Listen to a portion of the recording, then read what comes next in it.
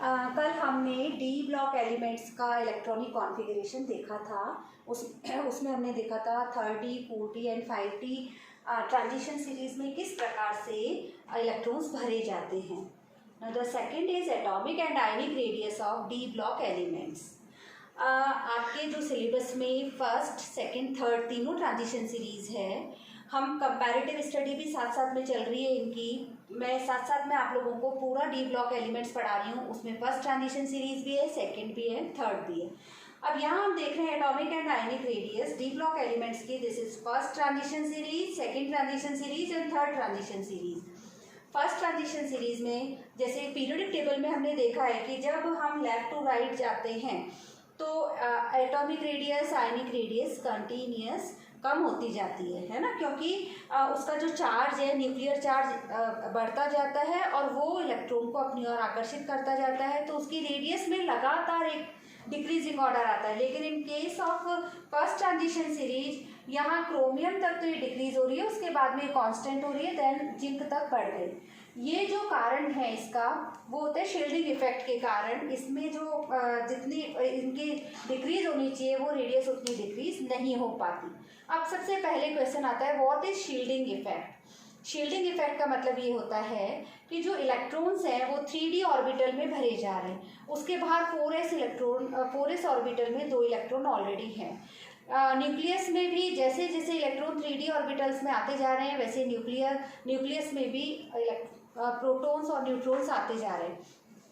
तो प्रोटॉन्स और न्यूट्रॉन्स अपनी और इलेक्ट्रॉन्स को आकर्षित कर रहे हैं। 3D जो ऑर्बिटल्स है उनके इलेक्ट्रॉन्स को अपनी ओर आकर्षित कर रहे हैं, लेकिन 3D और 4s ऑर्बिटल के बीच में जो, क्योंकि वो इलेक्ट्रॉन के बीच में हल्का सा रिपल्सन पाया जाता है, इस चीज़ को हम बोलते हैं शील्डिंग इफेक्ट। यहाँ पर शील्डिंग इफेक्ट इफेक्टिव नहीं है, क्योंकि शुरू में जहाँ तक यहाँ से पेयरिंग शुरू होती है तो शील्डिंग इफेक्ट इफेक्टिव हो जाता है। अब यहाँ हम देख रहे हैं fourth and fifth transition series is almost similar. इनकी जो एटॉमिक और आयनिक रेडियस है वो लगातार समान है। यहाँ पर हम देख रहे हैं कि जो फिफ्थ ट्रांजिशन सीरीज है इसकी और इसकी रेडियस में डिफरेंस आना चाहिए, क्योंकि ऊपर से नीचे जाने पर आयनिक रेडियस या एटॉमिक रेडियस बढ़ती है। लेकिन इस केस में हम देख रहे हैं लेंथेनम के बाद में जब हाफनियम आता है तो यहाँ 14 एलिमेंट्स लेंथेनॉइड्स आ जाते हैं, और लेंथेनॉइड कॉन्ट्रैक्शन के कारण इनकी 3D, 4D एंड 5D जो सीरीज होती है उनकी एटॉमिक और आयनिक रेडियस सिमिलर टाइप की होती हैं।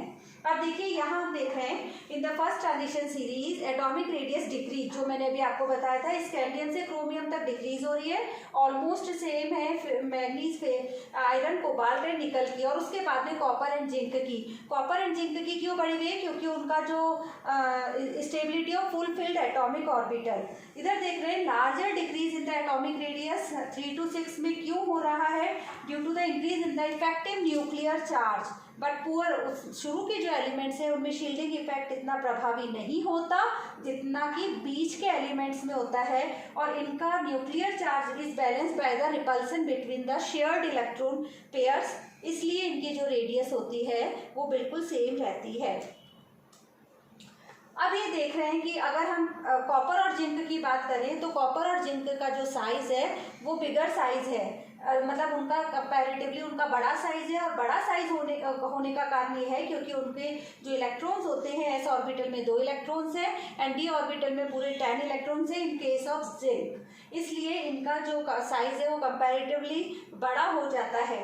इसी तरीके से हम ये देख रहे हैं कि थर्ड ट्रांजिशन सीरीज, जो कि मैंने आपको भी पहले बताया था, 14 एलिमेंट्स जो थर्ड ट्रांजिशन सीरीज में लेंथेनॉइड्स के 14 एलिमेंट्स आ जाते हैं। इस कारण उस सेकेंड और थर्ड ट्रांजिशन सीरीज की जो रेडियस है वो ऑलमोस्ट सिमिलर होती है।